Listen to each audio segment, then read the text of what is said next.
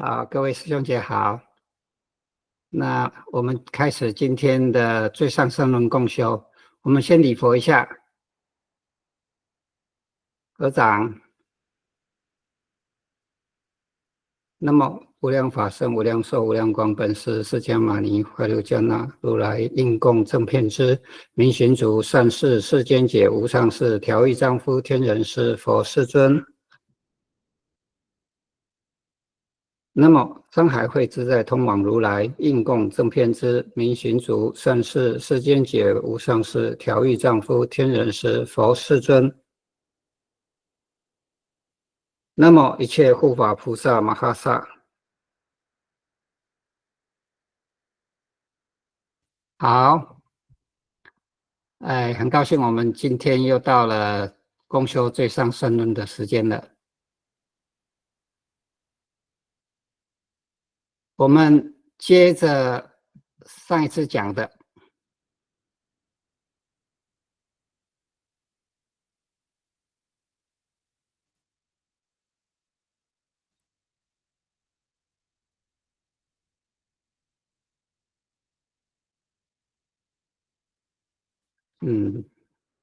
经文好像不对。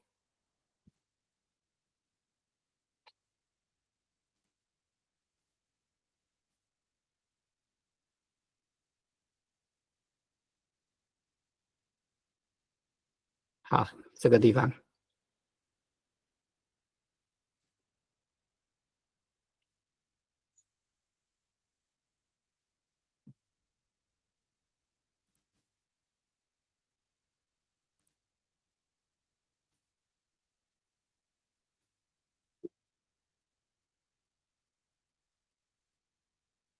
嗯，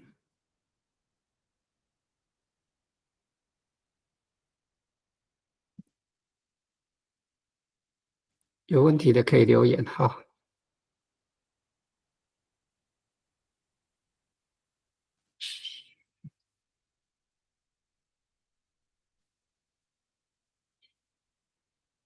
好。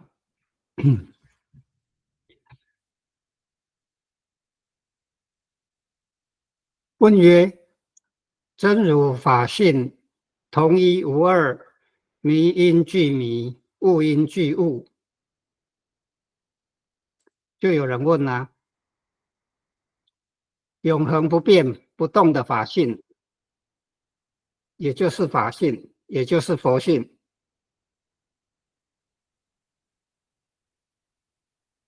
同一无二，就是说佛跟众生相同，它没有两样。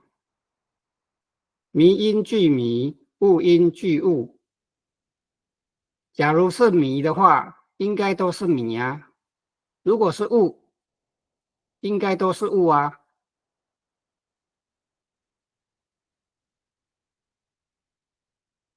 我们如果用贪法、嗔恚法、愚痴法的话，那就是昏昧迷惑。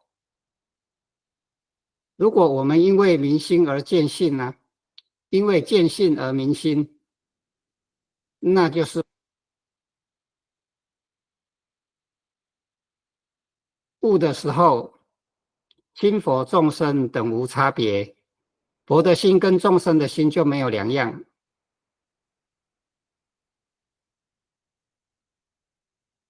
何故佛觉性，众生昏迷？是什么缘故？佛是觉了、能知、万能、全能的觉性，众生昏迷，而众生却是昏昧迷惑呢？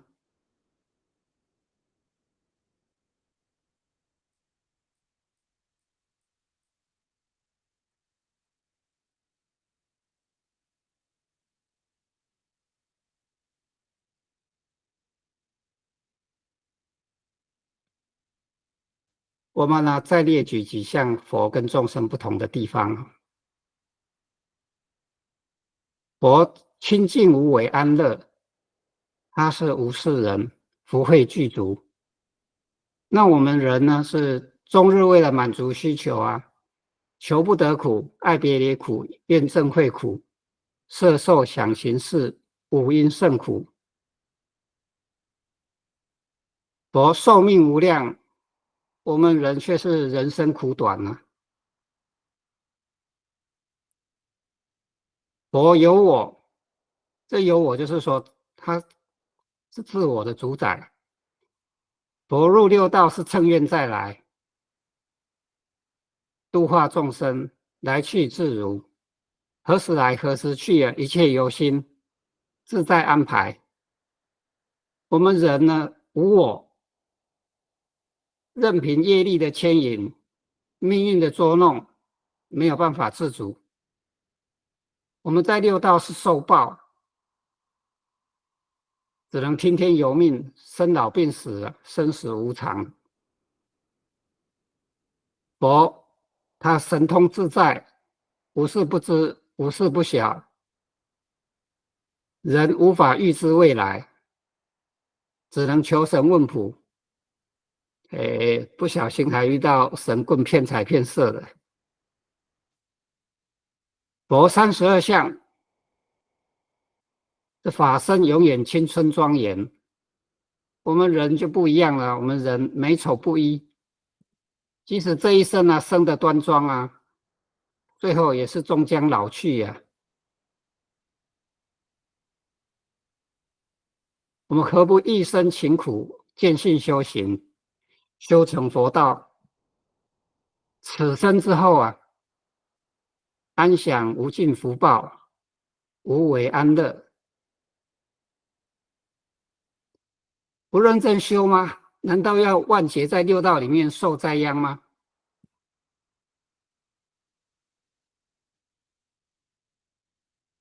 好，下一句经文：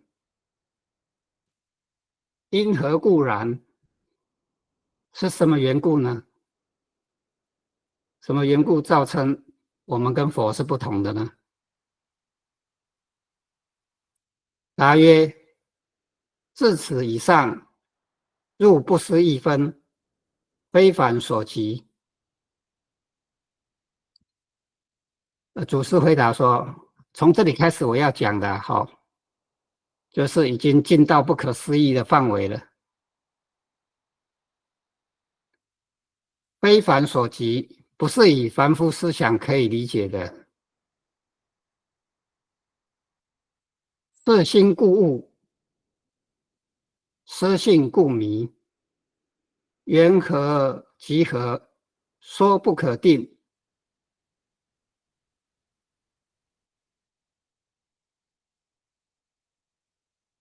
色心故物，我们的心呢，若以贪嗔痴慢的心法来运作，那个叫做意识心。如果我们是以不添加任何贪嗔痴慢之前本来的那个心来运作的话，那叫做真如本心，那就是如同佛的心一样。如果用现在的食物来比喻啊，食物跟食品来比喻啊，我们吃的食品就是加料的，就是食品是有害健康的。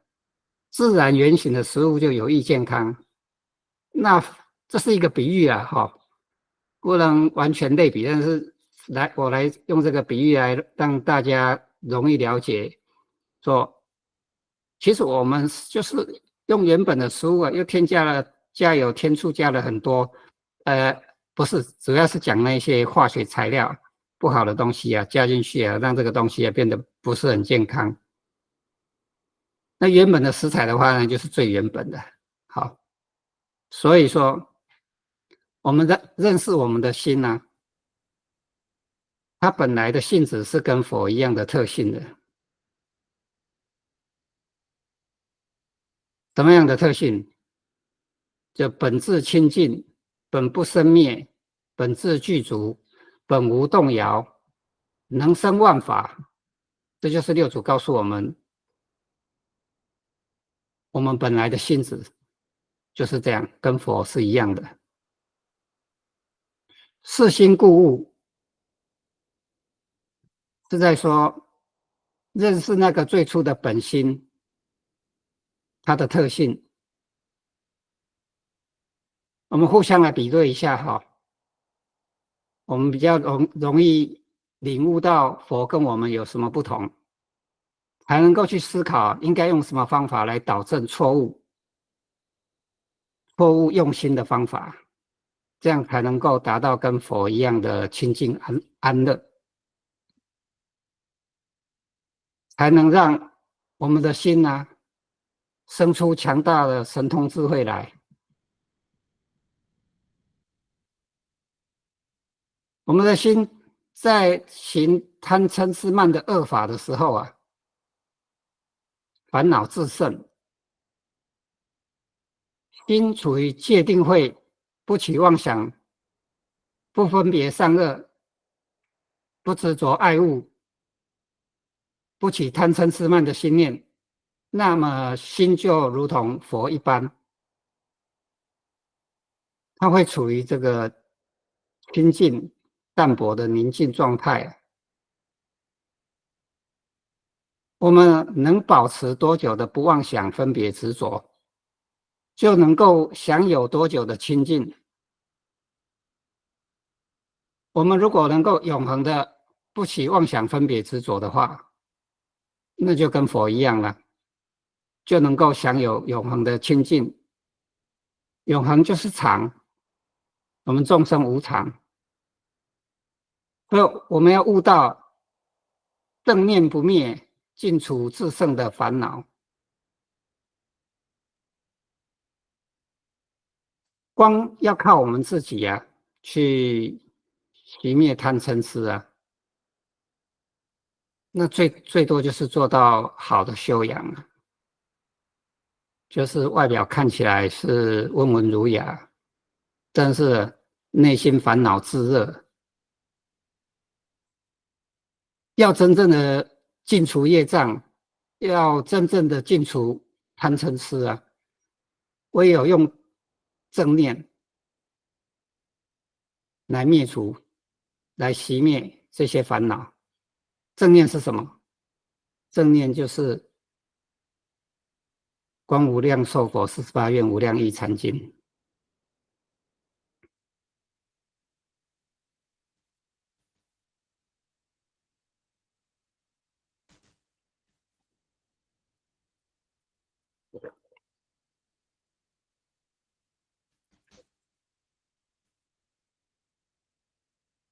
失性故迷，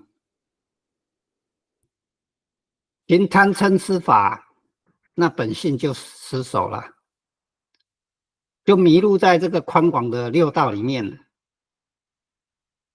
找不到通往极乐世界的光明窄门。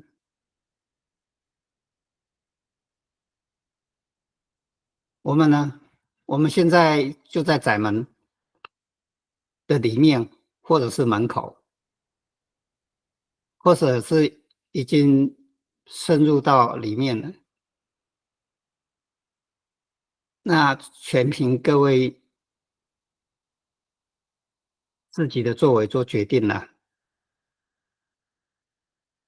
更有一些人呢、他们比较可惜呀、他们宁愿做个门外汉，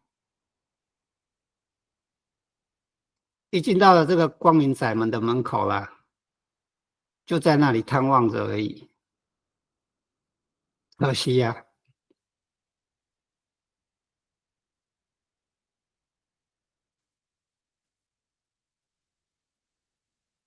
我们这个宇宙啊，是无量寿佛所创造的。这个宇宙它遵循无量寿佛制定的因果规则。什么样的规则？善有善报啊，死了以后啊，往生人天了；恶有恶报啊，死堕三途。三途就是地狱、恶鬼、畜生。如果我们的心可以毫不随着贪嗔痴来动摇，并且志同佛志的时候啊，果报就在极乐世界那里享尽无为的安乐。缘何即合，说不可定。《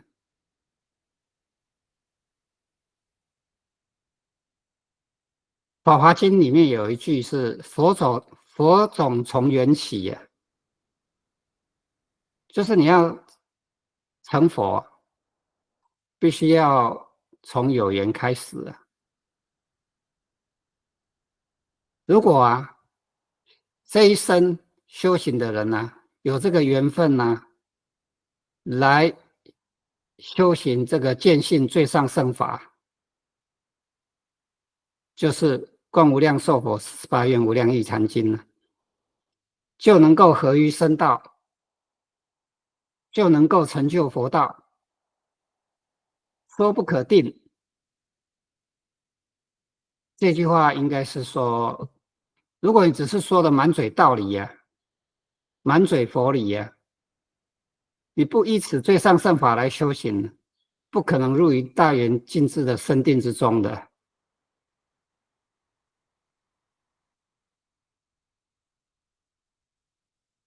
我们都很喜欢听上海会大法师说法，因为讲的深入佛理呀、无人能敌。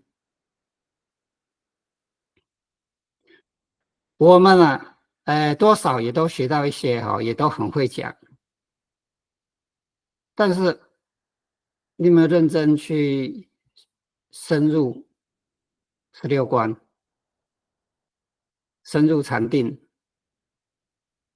见到禅定的实相，智慧自然就生出来了。假如都只是喜欢亲近真善之事但是却不按照他说的去如法修行的话，那还是差很远呢。只是说很有佛缘而已。嗯，要生在极乐世界毕竟还是要一番努力才行。但信真谛，守志本心，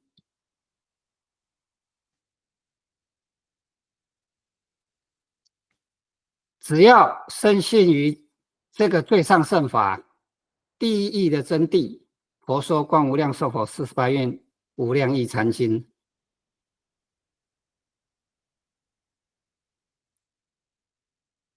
观无量寿佛经里面上品中生者这段经文，不必受持读诵方等经典，暂解意趣，于第一义心不惊动，深信因果不谤大乘，以此功德回向愿求生极乐国。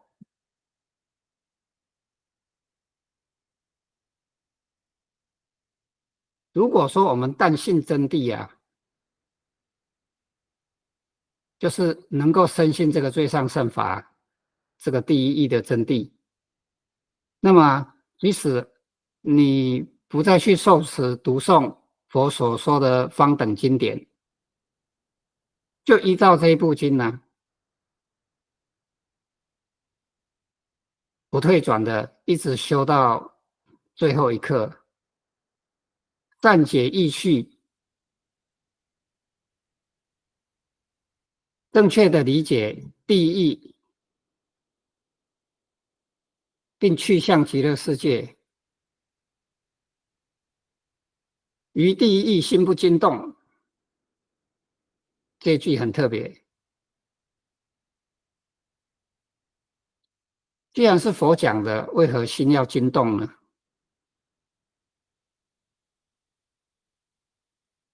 那就是跟第一义无缘之人了，那真是太可惜了。第一义就是佛要讲的第一重要的意思，第一重要的修行方法，也是唯一一个可以在一生当中成就佛道的方法。你能于这第一义心不惊动吗？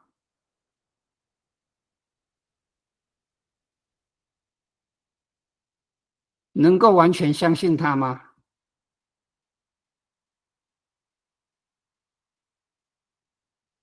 深信因果不谤大圣，深信啊，修这个如来第一义观无量寿佛48愿无量义禅经啊，他的果报就在极乐世界，就在这一生。好，不谤大圣，不毁谤大圣，以此功德回向愿求生极乐国。好，以这样修行观无量寿佛经，好，现在在末世再来传的，就是佛说观无量寿佛48愿无量义禅经，以修行这部经的功德啊，回向愿求生极乐国。如果啊，你光修行呢，你不发愿，哦，你也没说我很想去极乐世界，佛知道你在修啊，但是你也不愿意来啊，所以他也不勉强你啊。每一天的修行都要有一次的回向发愿，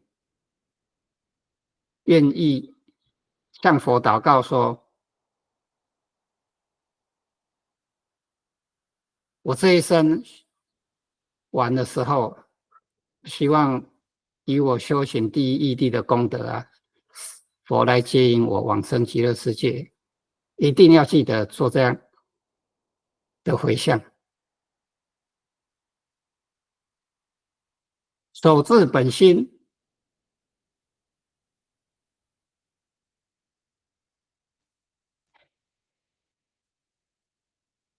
但信真谛，守至本心啊，这两句合起来讲，你相信如来第一真谛，用这个如来第一义的真谛的修行功德啊，它就可以把我们自己的本心坚守好，不受这个贪嗔痴慢的侵袭。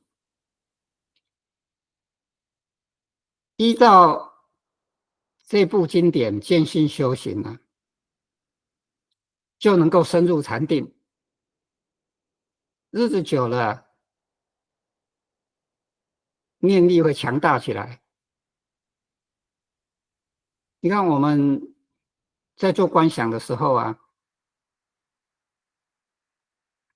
从日观、水观、宝地观、宝池观、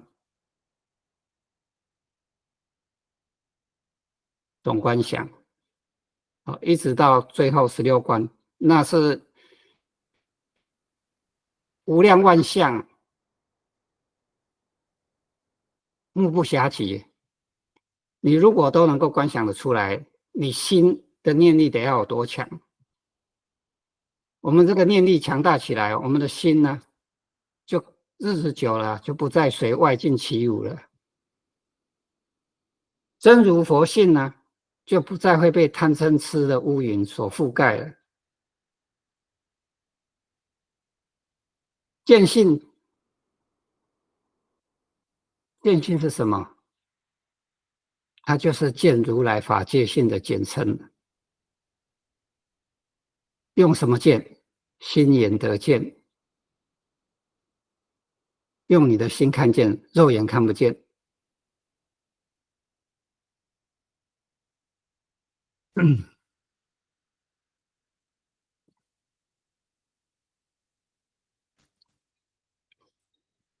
我们以这部经典呢、修行这部经典，来守护住我们自己原本清净的真心。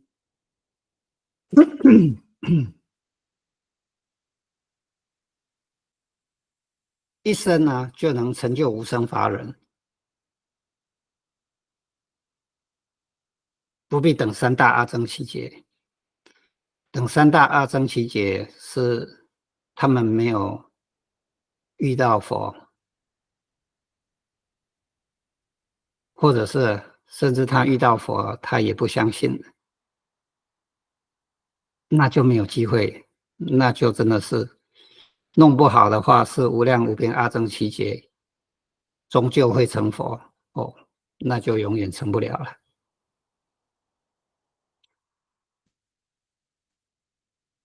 再者，以无为见性之法，才能回归到自性本来清净，才能恢复自性本来的神通智慧。有源于见性广大无量无边最上圣法，如来第一义谛观无量寿佛48愿无量义禅经者，依经修行，念念清净，依经修行，贪嗔痴自然就尽除，戒定慧自然就具足，就是依正观，自然入于正定之具，就是依正观，自然佛慧挂通之先机，正受如来一切智慧，天眼天耳，他心宿命，神足肉尽32相，在你修行观无量寿佛48愿无量义禅经之中啊，念念之中自然具足，成就佛道。只有这一部经典呢，才能够维护住真如佛性，不被贪嗔痴乌云所覆盖。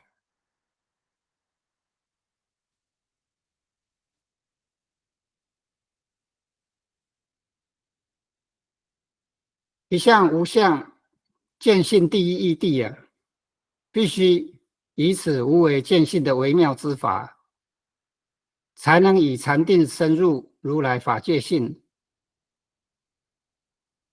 观察一切众生一再落入生死轮回的12因缘。所以啊，不得无生法忍，无生忍，道佛清净并且全知全能的境界。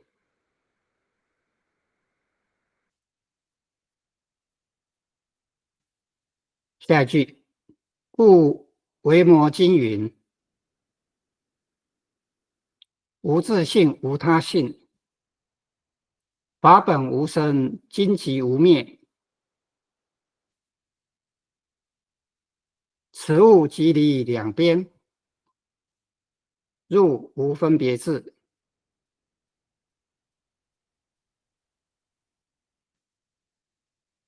这段经文有比较多的术语，他引用了维摩经，就是维摩诘居士他讲的话，他说的经典。好，他说无自性，无他性，法本无生，今即无灭。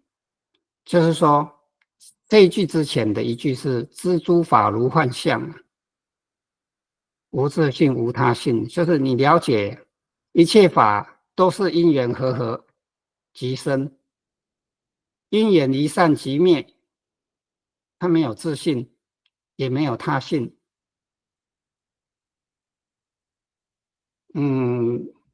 用一个比喻来讲，可能比较容易懂，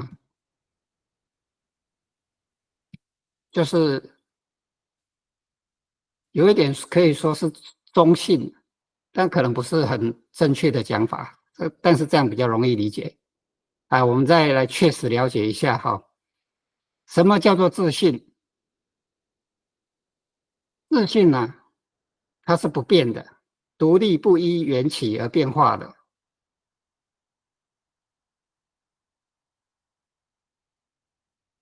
所以说，如果用一句通俗的话来形容自性的特质，自性就是我们自心它的性质。好，有一句话说：“江山易改，本性难移。”这句话本来是在形容说山河面貌随着年月而有变化，但是人的禀赋性格却是根深蒂固的。这句话原本都是在形容人的劣根性，很难改变的。好，但是我觉得啊，如果用这句话来形容这个自信呢，很容易让我们印象深刻。也就是说啊，我们的自信，你不管再怎么在六道里面轮回啊，还是说你已经深入修行，成为菩萨，甚至成了佛啊，它永远都是不变的。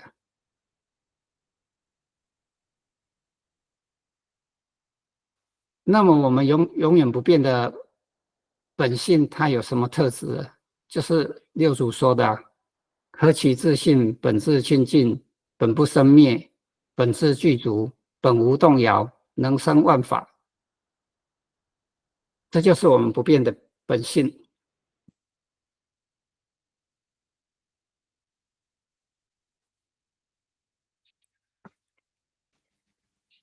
我们再来说一下，跟自信相对的是无自信、无他性，就是无性。无性它跟自信的区别在哪里呢？无性是因缘和合即生，因缘离散即灭，它是变化的。好，跟这个自信它是永恒不变的，是不一样的。它不是独立的，自信它是独立的，独立的个体。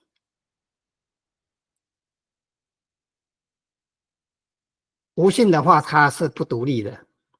那它怎么存在？它就是依缘分的变化而变化的。这个因缘和合了，它就生出了这个事件出来了。所以啊，你要赋予它什么样的缘分呢？它就变成什么样子。你给它好的缘分呢，事件呢，它就往好的方向去运作；你给它恶的缘分、坏缘分的话，它就往坏的方向去运作。你如果起贪欲啊，就往贪业去了。这个事件它本身它无性嘛，它是随缘分在变化的嘛。那你给它贪的缘分，好，你就往贪业前进。你起嗔恚的话，就往这个嗔业去发展。你起愚痴的话，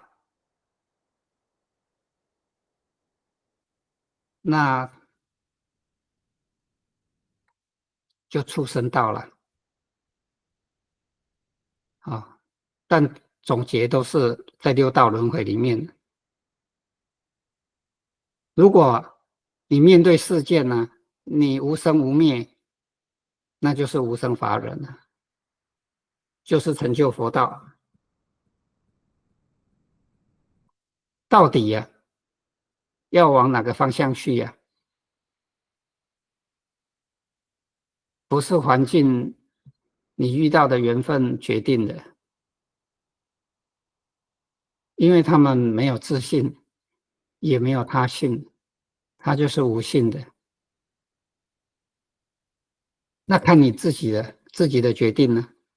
看你自己的思想啊。如果是佛的思想的话，那你就往佛道。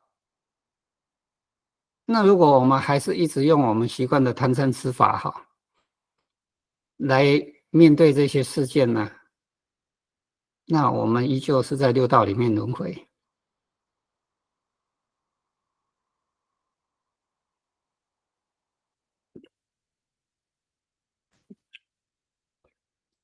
法本无生，荆棘无灭。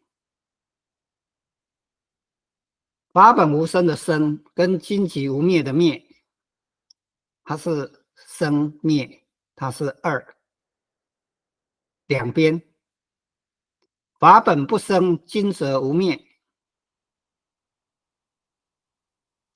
法是什么呢？就是说一切的情况，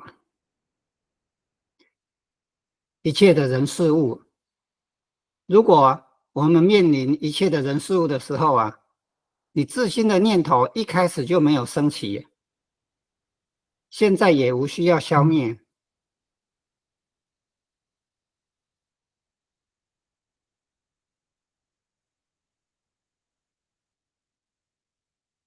如果有升起来了，有升起贪嗔痴了，那你才需要去消灭，对不对？那既然没有产生贪嗔痴的念头，那哪来贪嗔痴需要去消灭呢？哦，这个厉害，这佛的心法，他根本从来就没有升起，那怎么会有去消灭的需要？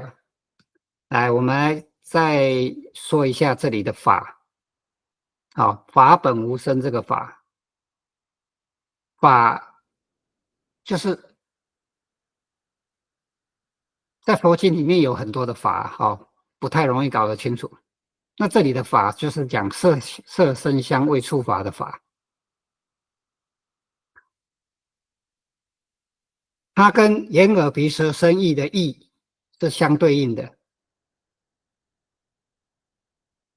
也就是说，你眼睛是对色嘛，耳朵就是对声音嘛，鼻子就是对香味嘛，舌头就是对味觉嘛，身体就是对接触嘛，触感嘛。这个意对到的就是法。意是什么？就是你的心意识，你心感受到的东西。那什么东西是法？就是所有你面对的一切事件呢、人事物都一样。好，你会产生对应的感受，那个那个事件就称为法。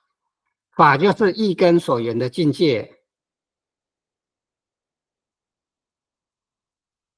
一根对于前五根，就是眼耳鼻舌身，它所缘的境界，你去分别好丑，而起善恶诸法，啊，这就是法尘。因为什么要加一个尘？就是它会污染我们的心，所以称为尘。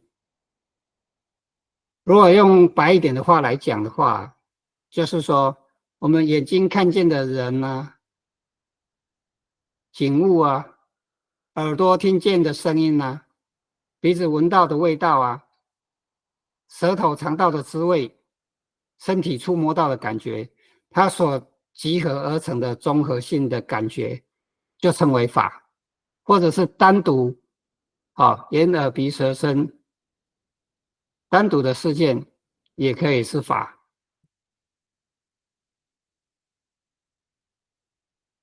那我们来看一下刚我们说维摩经云无自性、无他性、法本无生、经己无灭。我们来看一下这段维摩经原本的经文，有助于我们再来理解这些话。我把经文翻一下，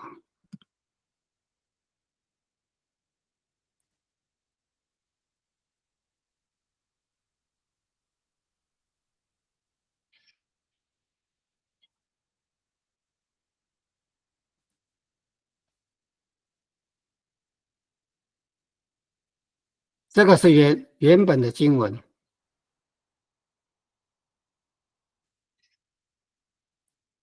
佛告大伽耶：如请一维摩诘问疾。这个我直接用白话讲好不好？它是一段有趣的故事啊，就是说有一天呢、那个维摩诘居士，维摩诘居士其实他是居士现居士的形象啊，其实他是佛，所以他道行很高啊。他有一天就生病了，好，心里就想说：哎呀，我现在生病了，佛你怎么不派你的弟子来看我呢？好，这时候佛啊在远处啊，他知道这个维摩诘居士的心意啊，他就一个一个的点名，叫这个他的弟子啊，好，看谁去这个探病。啊，这一段是讲到佛跟大迦叶，他讲说：哎呀，大迦叶，你去探望一下维摩诘的这个身体状况啊，探病一下就对了。迦叶菩萨啊他就跟佛讲说：哎呀，世尊，不行哎，我不能胜任呐、去探望这个维摩诘居士的这一个任务哎。为什么呢？因为我想起来啊，我以前呢、就托钵的时候，我都老是往那个比较贫穷的乡里去呀。那个时候啊，维摩诘居士啊，他就来对我说啊：哎，大家是你有慈悲心，但是不能普及。你舍富豪的乡里呀、好，然后去贫穷的乡里去行乞。当然知道是你是因为知道贫穷的人辛苦啊，所以希望让他们能够得到佛法的利益啊。可是啊，假设你住在平等法里面呢，应该依次序去行乞啊，怎么可以跳过这个那个富有的乡里，然后啊就往这个贫穷的乡里去行乞？他就讲了哈，你应该要怎么行乞哈。好，我们翻下一页。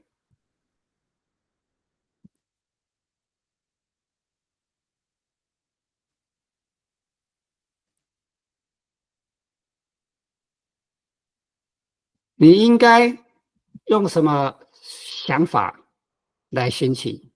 应该像是进入空的这个聚落，这样去想它，不要去想，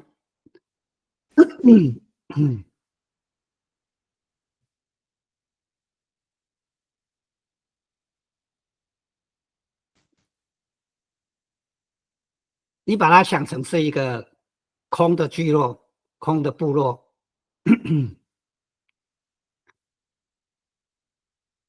然后啊，你看见的人啊、景物啊，就像啊盲人看到一样，盲人看到会生出什么感觉吗？他好像好像是看到了，眼睛也张开了，但是因为他看不见了，所以他不会生出什么想法来。比方说看到漂亮的人，嘿，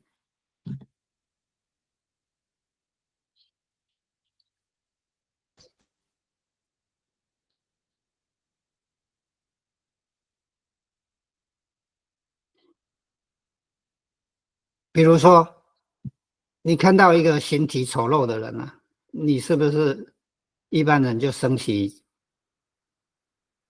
嫌恶的心呢？看到生的端庄，穿着端庄的人的话，你就是对他升起敬意，或者是礼敬之心，那你的心就已经不平等了。你应该像看到盲人一样，就是盲人看到东西一样，好像看了，但是啊，他没起什么想法，一样，声香味触都是一样的。你听到这个人的声音呢，你不去对这个声音下一个判断、下一个决定，分别你的爱恶、喜欢不喜欢哦，就像听到呃声响一般的声响，像鼓在响或者是什么声音在响一样啊，不会引起你什么想法的。所嗅香与风等，就是说你闻到的气味啊，就好像你没闻到一样，就是像风吹拂过你的身体，好不起任何感觉。其实有味道，有香有臭的。那这里要重点就是说，你不起这一个分别之心呢。所食味不分别，就是你吃的东西你不去分别好吃不好吃啊，升起哦，我喜欢吃，好哦，这个我讨厌吃，就是挑嘴。好，甚至还起这个嫌恶之心呢。哇，你怎么不吃我这么难吃的东西？哦，你不吃我的东西真好吃，我下次还来，都不起这些分别心呢。受诸处如自正，就是你身体触摸到的感觉，我们身体都喜欢触摸到细滑的光泽的东西嘛。好，但是必须要像已经得到无生法忍，好，这个状况，即使身体被节节肢解，你都无所感觉。好，当然对于这个呃细滑、爱欲之类的，好，也都不会有所反应，不会有所爱恶分别。说集合起来，知诸法如幻象，我们要了知啊，这些东西，这些事件呢、眼耳鼻舌身集合起来，这个法，它就是一个幻象。什么是幻象？它是不是永恒存在的？你用这样去想，它就像是一个幻象，不用去起心理的变化。它没有自信，它也没有他性。好，刚刚我们那个经文里面就讲无自性、无他性，从这里揭露出来的。因为啊，这一切法都是因缘和合生出来的，因缘不在的时候，它就熄灭了。它没有自信，自信我们刚刚有讲到，它就是独立、独立存在的，是永恒不变的。啊，这个不是，它这个是变化的啊，本质不然，今则不无灭。好，就是说另外一个经本义的，就是《最上圣论》所截取的，就是法本无生，今即无灭。像刚刚所讲的这一些，你看到东西啊，你心不起分别啊，那你本来就没有升起想法，现在就无需去消灭啊。好，这就是这段经文哈讲到的，我把它原文把它找出来，让大家更容易理解。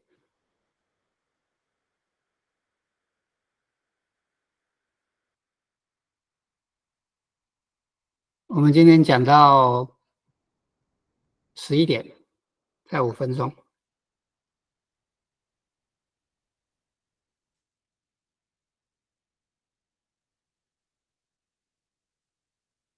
好，再看本来的经文。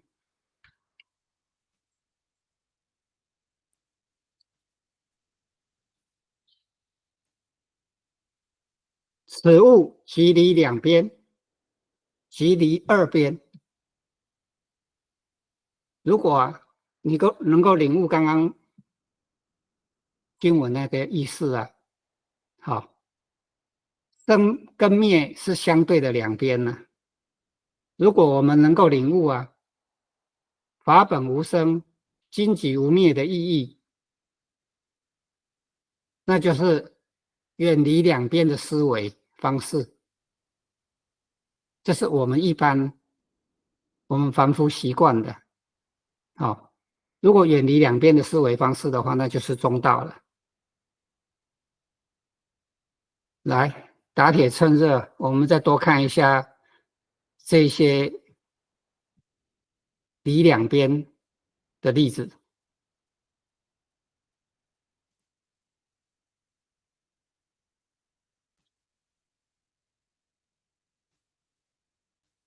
好，找到了。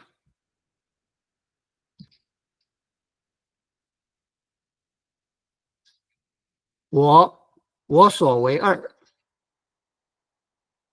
因为有我啊，所以就有我所。如果无我，那就没有我所。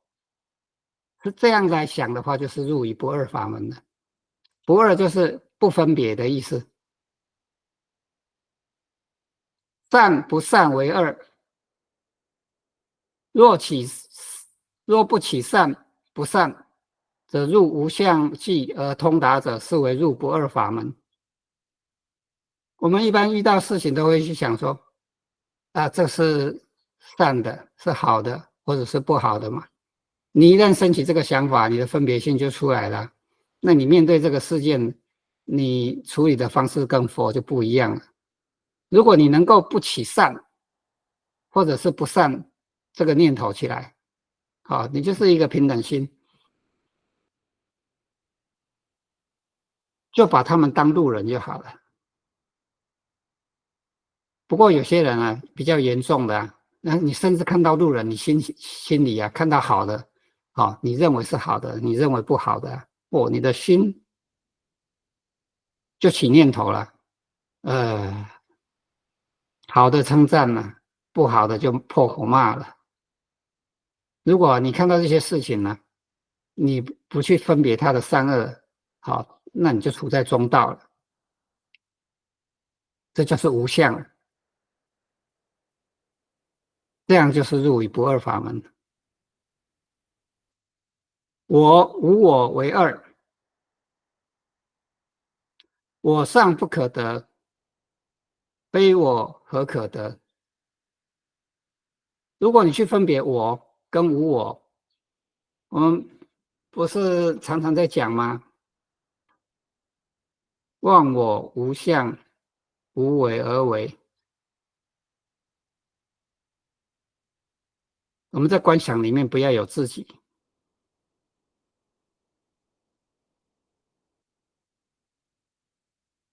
其实啊，是不要有自己，但是你也不要去升起这个想法。我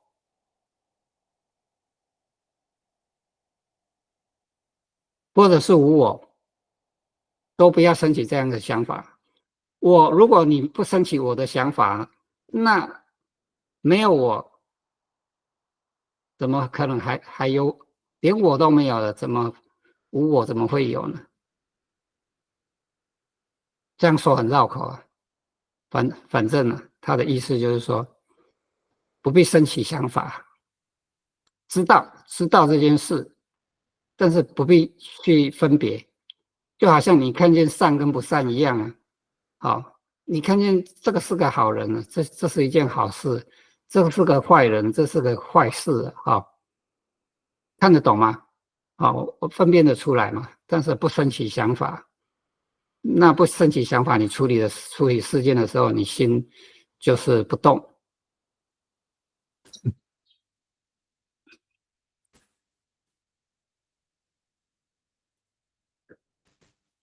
乐涅盘不乐世间为二。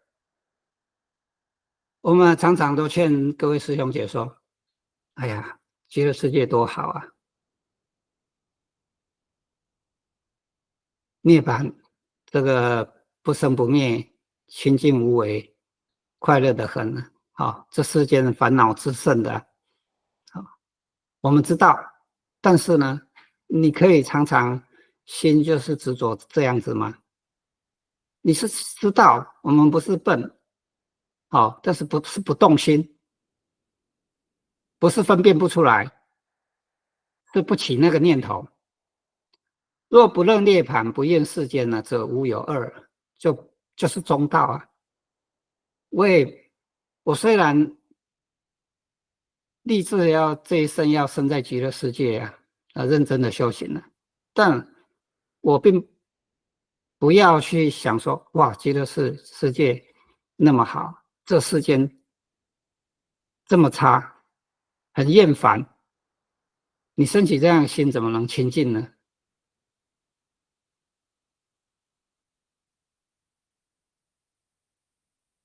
正道邪道为二。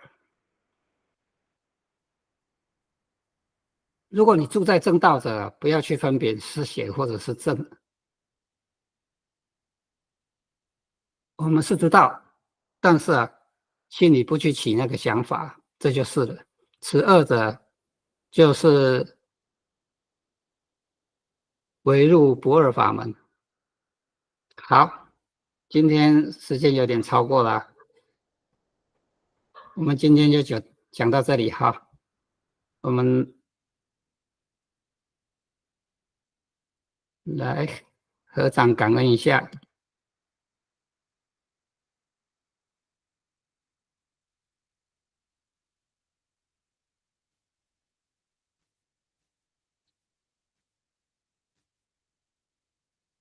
来，师兄姐，我们一起合掌，感恩山海会大法师无量功德，智者清净业报，亲临人间，广演如来最后垂范。佛说观无量寿佛48愿无量义禅经，见性微妙大法，一生成佛之道。无量寿佛，无量寿佛，无量寿佛。